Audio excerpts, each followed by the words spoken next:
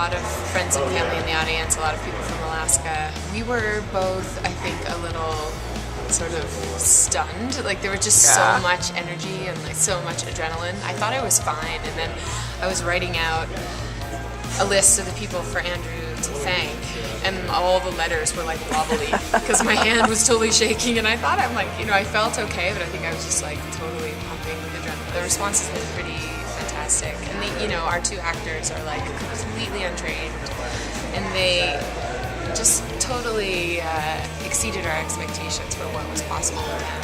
They both give really beautiful, very different but very beautiful performances, and they're so proud. They've like taken over Main Street.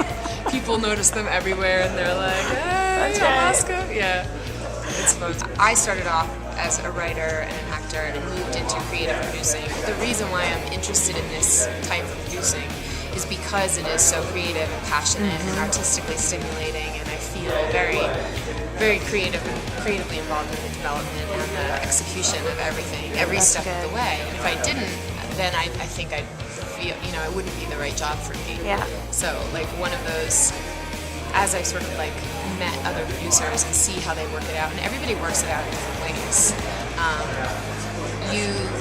I find people that I respect and that I want to emulate. I find people who I respect, but I don't want to have a career the way they have it. And it's like, as much as people try to give you advice on how it's supposed to work or what you should do, I feel like you have to.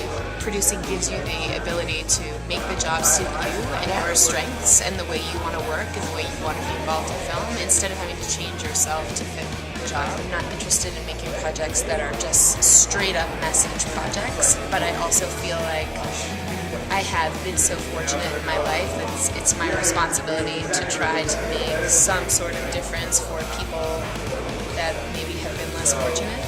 And I think telling stories is definitely one of the more powerful ways to do that, because it's such a visual and media-oriented world.